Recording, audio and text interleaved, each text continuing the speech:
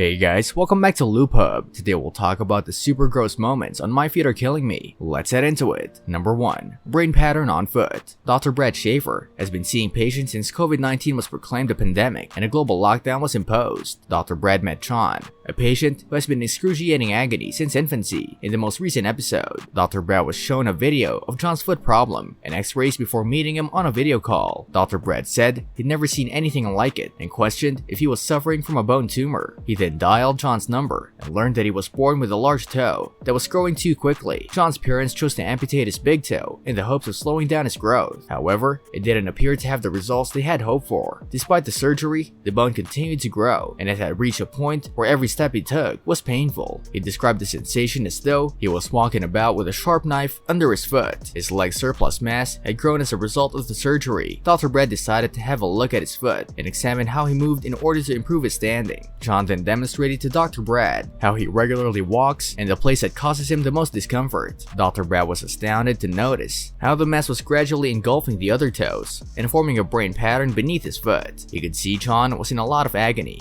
when he tried to walk at the same time. He realized the discomfort was caused by the pressure John was applying to his foot. Dr. Brad recommended that they have a biopsy to make sure the growth wasn't malignant. He went on to say that doing the transmetatarsal would be one option to treat his issue. Dr. Brad would slip a needle into each bone and cut each bone to remove the tumor. Simultaneously, he indicated that John would be able to move freely since he would be given the personalized shoes to make walking simpler. Number 2. Golf ball sized bumps on leg. For some, quarantine has been difficult, but Dr. Sarah Heller is making the most of it. Dr. Heller disclosed in the season finale that she took some time off to clean her pantry, which had been a disaster for a long time. She wasted no time in meeting her patients once she was finished. Dr. Heller encountered Crystal Bowles, a patient with 2 golf ball sized lumps on her leg. In the most recent episode, Crystal disclosed that she had 2 bumps on her foot, one on the side and one under it. Wilma was the bulge under her foot, and Fred was the bump on the side, and they were her uninvited guests, she said. Crystal said that she had surgery to remove them, but that they returned to their previous appearance after a few months. She went on to say that Wilma was softer than Fred, who appeared hard when touched. After she spotted the pimples on her leg, Crystal admitted that her life had changed. She yearned for the days when it was simple to go on a walk or spend time with her children. Crystal struggled to keep her emotions in check and revealed that she wished for a life where she could walk freely and spend time with her children. Dr. Heller decided to take a deeper look at Crystal's condition after seeing how she had been battling for a long time. She requested that Crystal lower the camera and show her how she walked. Dr. Heller deduced from her gait that the bumps were a collection of tissues that generated pain when she stood or walked for lengthy periods of time. Even though she had an idea